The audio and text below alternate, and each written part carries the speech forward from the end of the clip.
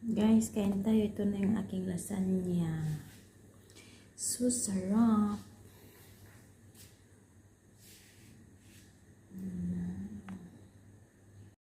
One, two, three, come on!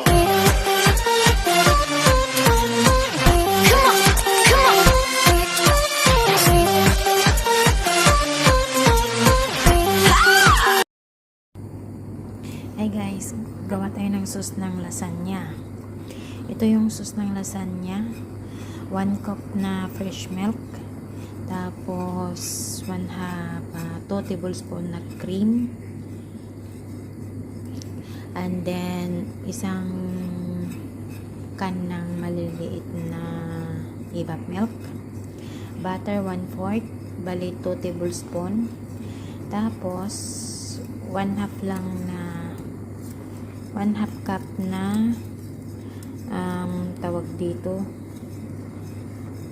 flour at saka isang cubes and then powder na paminta, black pepper.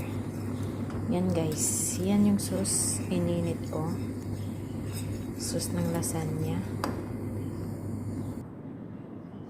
Ito yung aking lasagna. Kumawa lang ako sa maliit na lagayan, Pyrex. Yung sauce ng lasagna guys, hindi ko na nakita na pagpagawa ko kasi nagmamadali na ako. Bawang sibuyas, marami-rami na yung patong natira, 3 layer pa. Bawang sibuyas, karni na giniling, at saka paminta, Italian tomato sauce, ketchup, kalahating cup. Kasi hindi na ako naglagay ng sugar, at saka 1 cubes asin. Yan lang guys, ito yung ating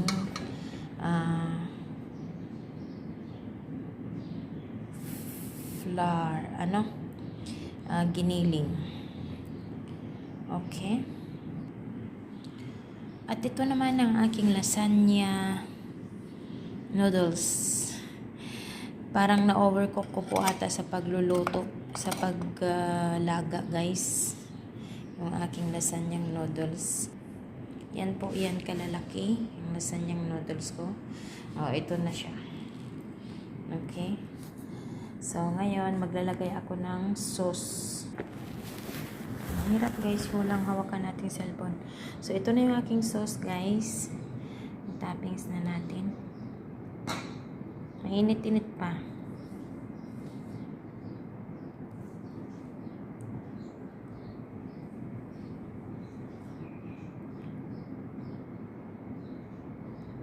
Mahirap din ibubo. Konti-konti lang yung lalagay ko. Hindi siya ganong okay. Then maglagay ulit ako ng noodles. Ayan guys, nakalagay na ako ulit ng noodles sa aking Pyrex. Maglagay ulit tayo ng palaman. Isang buong 1/4 ito guys yung karne. Mas maganda kasi maraming karne kaysa konti. Okay. Budget lang. Hindi naman sobrang maraming ilagay kasi yung mga kumakain nito guys, ayaw ng maraming sahog. Parang takot sila pag maraming mga sahog. Nakakaumay daw kasi. Okay. Tapos i-layer ulit natin ang ating sauce. Ay, pure kasi na marami kasing yung sauce guys, kaya masarap. Marami siyang ang tawag doon, sugar. Ay nako, nalangaw to. Maraming milk yung sauce natin. Tinatanggal ko tong pinakuluan yung sa taas ng nasama pa. Sa taas ng ating sauce. Okay. Lagay ulit ako ng isang layer. Ayan guys, 3 layer na. Maliit lang kasi yung Pyrex. Kaya, parang hindi kasi yung aking, parang sa taas. Hindi nga kasi. Palaparin ko na lang. Lagyan ko pa naman ito na. Lagyan ko pa siya ng mozzarella. Marami na kasing karne sa baba. Okay lang yun. Hindi naman gaanong palakain ng karne ang aking mga amo.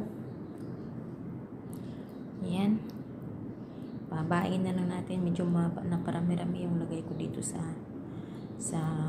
kanina sa kabila. Sa pangalawang layer. Yan. Naubos yung aking kwan guys. Oh. Wala nang natira.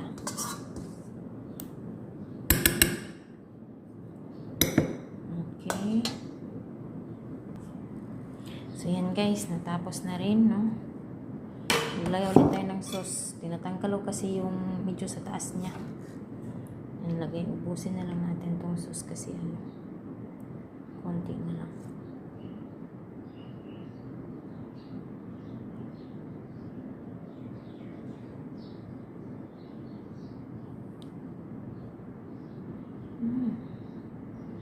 Makalawit talaga yung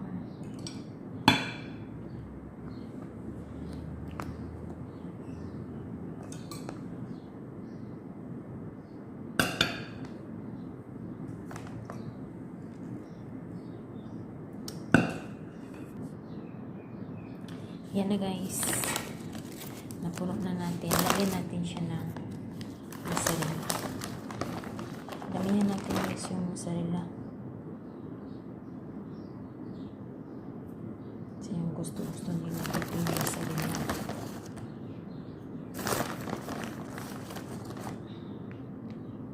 Pag nagluto. Yan lang naman yung nila. Yung hilig. Yan. Okay. Yan yung aking lasagna. Ready to. Lagay na natin sa oven later. Thank you. May mozzarella. Lasagna. Lasagna, mozzarella. Gawa tayo guys. Ayan. Okay. Guys, luto na yung ating lasagna. Ito na, hindi ko na full video. Nakalimutan ko. Yan po.